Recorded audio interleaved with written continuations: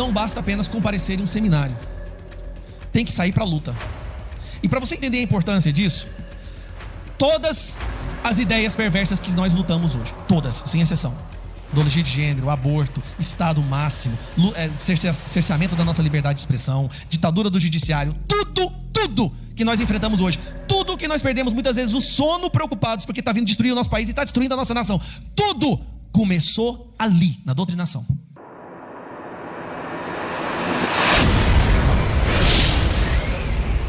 Eu já enfrentei criminoso com fuzil e sei o que é trocar tiro com vagabundo, sei o que é perder um colega de trabalho, sei o que é ir no cemitério e ver a família de um policial chorando e vocês do direitos humanos não fazem nada. Deus, pátria, família e liberdade. Bate um certo desespero quando você vê uma reunião que deveria ser uma reunião, um conselho de profissionais de educação de todo o Brasil reunidos em Brasília para falar sobre educação, e o que nós vimos foi pornografia, militância LGBT, álcool sendo distribuído para todos os lados, defesa de ideias antissemitas, inclusive distribuição de bottom do Hamas no evento do Conselho Nacional de Educação. Hamas, um grupo terrorista que arranca a cabeça de crianças, estupra mulheres e depois as queimam vivas. Havia bottom desse grupo sendo distribuído no Conselho Nacional de Educação. Eu falo bem pausadamente, porque é algo de tamanha grandiosidade, é tão grotesco que tem que ser falado desse ritmo para que as pessoas possam dar tempo de acimentar, de assentar a gravidade disso daqui. Olha a gravidade disso. O Conselho Nacional de Educação deveria formar o Plano Nacional de Educação para os próximos 10 anos. Alguém aqui leu o Plano Nacional de Educação? 600 páginas. O objetivo é fazer muitas páginas para colocar ali no meio de jabutis para que ninguém perceba. Se você joga no PDF para ler e digita lá física, aparece 3 vezes. Matemática, aparece 4 vezes. Biologia, 4 vezes. LGBT, quantas vezes? 37 vezes. Sabe o que não tem no Plano Nacional de Educação? Um plano para educação. Em momento algum no Plano Nacional de Educação fala sobre metodologia, método científico de mensurar o aprendizado, a idade, fórmula ou método que vai ser usado para alfabetização. Em momento algum fala isso. Mas fala o quê? Fala que tem que odiar os conservadores, a extrema-direita, que é LGBT, ideologia de gênero, aparece frequentemente, mas zero de educação. Ah, Gustavo, mas o PNE é a culminação de todos os conselhos de educação que foram criados nos municípios, depois passam para os estados e depois chegam aqui em Brasília, não é? Deixa eu explicar rapidamente como é que deveria funcionar. O CONAI deveria começar nas cidades, com profissionais de educação, com pais, com mestres. Das cidades se forma um relatório que passa para os estados. Dos estados se junta tudo isso e passa para Brasília. Deveria se acontecer desse CONAI em todas as cidades do Brasil. Sabe quantas cidades aconteceu? 1% das cidades. 1% das cidades concluíram esse conselho municipal. Tem que ter um municipal para depois jogar para o estadual, do estadual jogar para Brasília. 1%. E sabe como foi feito esse processo? O MEC formulou totalmente o relatório, simulou que ele foi passado pelo conselho, não aceitou nenhuma alteração, e do jeito que ele saiu no MEC, ele simulou o curso que deveria ser tomado, chegou aqui em Brasília. Ou seja, ele não saiu de Brasília. Ele foi criado aqui, foi mantido aqui, foi inalterado durante todo o processo, ele foi feito sob encomenda.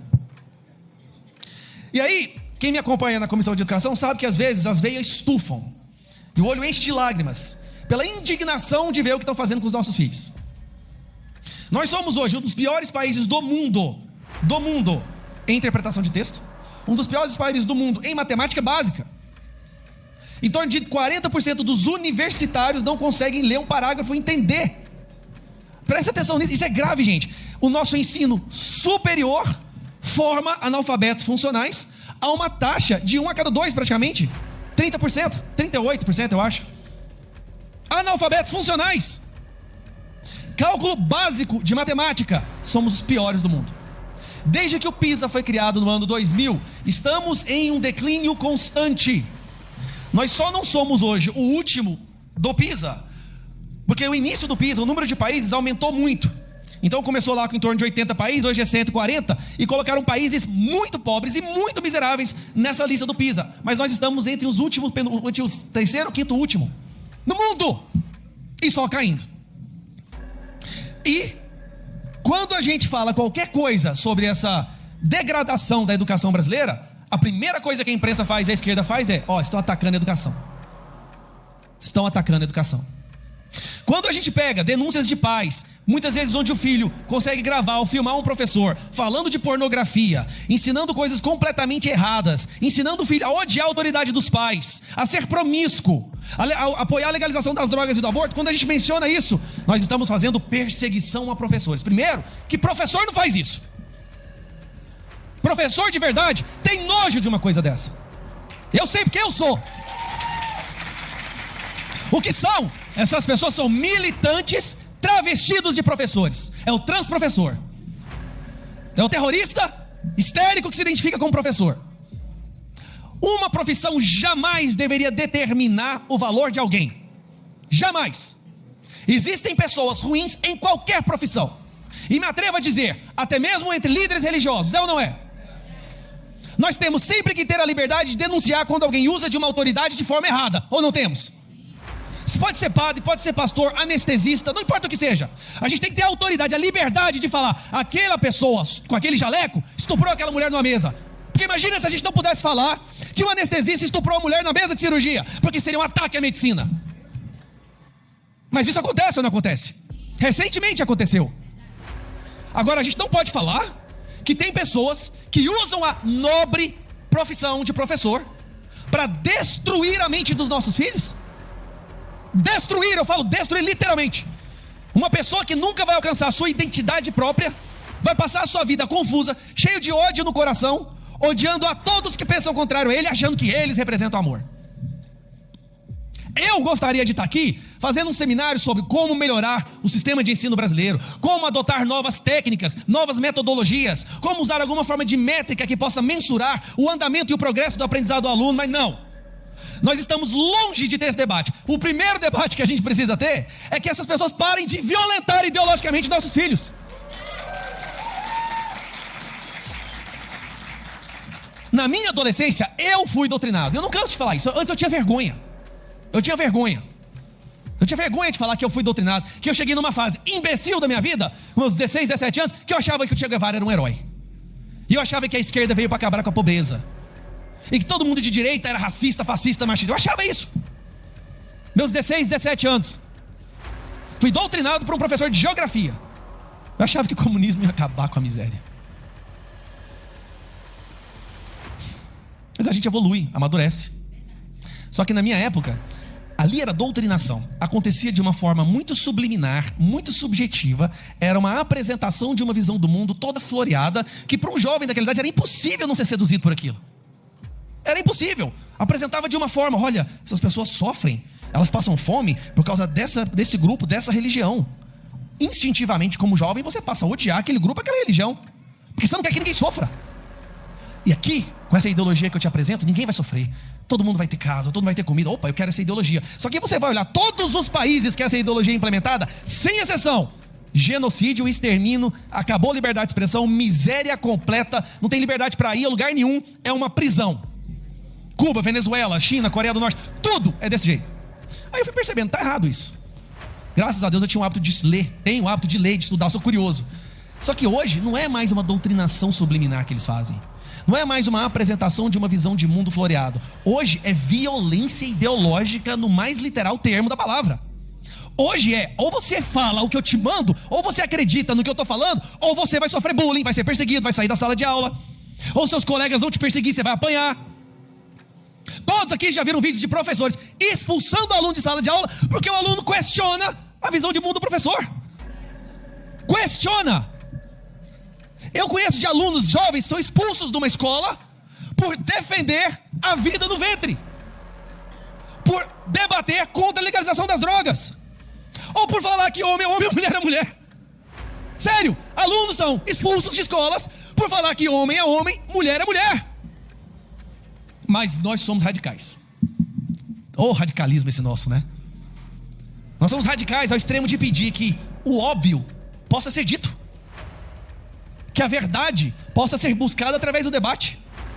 Hoje, o maior indicador de extremismo e radicalismo é pedir liberdade de expressão, é pedir que a família seja respeitada. Nós estamos perdendo nesse campo de batalha a educação há décadas. Há décadas. O que me impressiona é o fato de ainda existir uma parcela considerável de população no Brasil que ainda pensa por conta própria. Isso por si só é um milagre.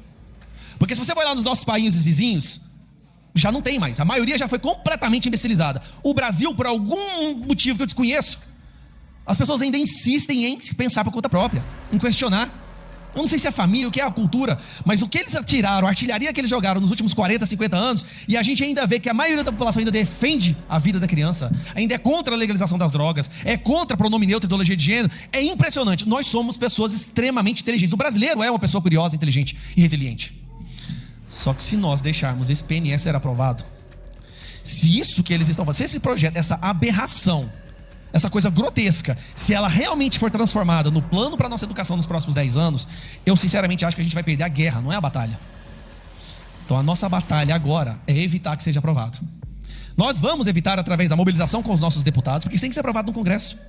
Nós vamos evitar que seja aprovado através da divulgação da podridão do conteúdo desse projeto, desse Plano Nacional de Educação, nas nossas redes sociais, que eles tanto querem censurar. Se eles tivessem conseguido censurar as redes sociais, estava aprovado há muito tempo. Estava aprovado há muito tempo. Então a pergunta que nós temos que nos fazer hoje é: não basta apenas comparecer em um seminário, tem que sair para a luta.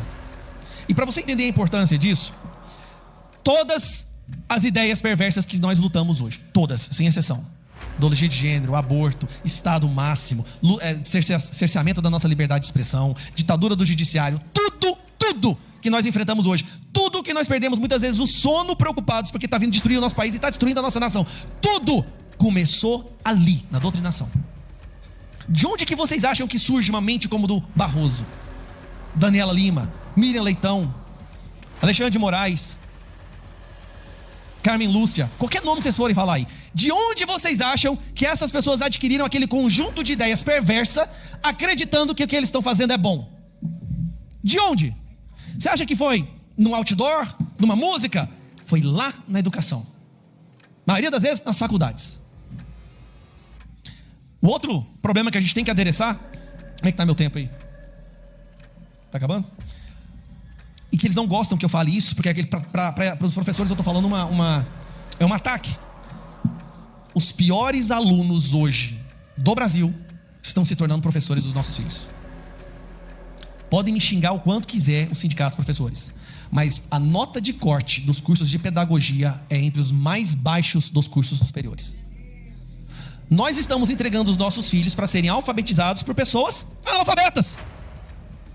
Tem cabimento uma coisa dessa? A nota de corte, da média do ponto da faculdade de pedagogia é 3. 3. Se a pessoa acertar o cabeçalho, o nome dela, a data do dia, e acertar ali 5 perguntas, ela vira um professor. Está formado em pedagogia. Isso é um absurdo. Mas não foi por acaso que isso aconteceu. Isso é um plano. A gente sempre fala que a esquerda falha tudo o que eles tentam fazer, não é? Na educação eles não falharam. Na educação eles fizeram exatamente o que eles tinham planejado. Eu fico impressionado como que eles foram eficientes e certeiros com o que eles fizeram com a educação no Brasil.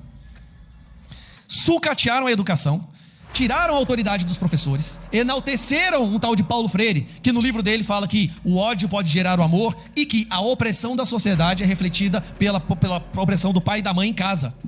Ele ensina que o pai e a mãe são opressores, que não existe autoridade, não existe saber mais, apenas saberes diferentes. Isso tirou a autoridade do professor. Isso fez com que ninguém quisesse ser professor mais, porque lá atrás ser professor estava aqui com ser médico. Quem é mais velho que lembra disso? Há muito tempo atrás, ser professor dava um orgulho para o pai, como falar, sou médico. Eles destruíram a profissão do professor a tal ponto que hoje ninguém quer ser professor. Então tem que baixar o ponto de corte, tem que baixar mesmo para quê? Alguém tem que entrar. Quem que vai entrar? Aquele que não consegue entrar em mais nada. E no processo de pedagogia, doutrinam essa pessoa de tal forma que ela sai do outro lado desse corredor polonês de doutrinação, um ser amórfico. Ele não sabe mais o que pensar por conta própria. Ele só sabe regurgitar o que foi colocado na cabeça dele ao longo do período de pedagogia. Eu tenho certeza que essa fala minha aqui vai dar uma maior repercussão no Metrópolis e no... Mas eu quero falar o seguinte: onde eu menti aqui? Alguma coisa que eu disse está errada? É exatamente isso. Nós temos um projeto que é os Nossos Filhos, onde você tem uma plataforma para os pais poderem denunciar qualquer doutrinação contra seus filhos. E nós não vamos perseguir professores, nós apenas divulgamos as escolas que permitem que isso aconteça. Esse plano piloto foi começado em Goiânia. E em Goiânia, hoje, eu te falo com o maior orgulho, não tem doutrinação. Não tem. Quando todos os pais de Goiânia sabem que se o seu filho for doutrinado em sala de aula ou violentado ideologicamente, ele tem onde recorrer, a gente divulga o nome dessa escola, os pais ficam sabendo, os pais vão lá e conversam com o coordenador e o dono da escola. 5 doutrinadores foram demitidos no ano passado. 5. Esse projeto agora está se expandindo para o Brasil inteiro. Porque as únicas pessoas que vão poder salvar a educação não estão trabalhando na educação. Sabe quem são? Os pais. As únicas pessoas que têm autoridade de falar: eu não aceito, isso aqui é um absurdo e nós vamos lutar contra isso daqui, são os pais. E eu quero dar voz aos pais. É isso que a gente precisa fazer: dar voz aos pais. O que há muito tempo eles retiraram a voz dos pais. Há muito tempo. E está na hora disso acabar. E vamos também premiar as escolas que sempre se colocaram como amigas da família. Existem escolas assim. São raras, espaçadas, dispersas, mas existem escolas que sempre lutam pela família, que lutam contra a ideologia, que não aceitam que os valores da família sejam desrespeitados em sala de aula. E nós vamos começar um projeto agora, onde todo mês nós vamos premiar algumas dessas escolas, nós vamos divulgar essas escolas, nós vamos fazer com que essas escolas se encham de alunos, para que mais pessoas que queiram abrir escola pensem 2 vezes. Eu vou abrir uma escola, mas eu quero ter muito aluno, eu vou ser uma escola amiga da família. As escolas amigas da família se tornarão agora um farol de esperança para a educação brasileira. Obrigado, pessoal. Essa é a minha fala.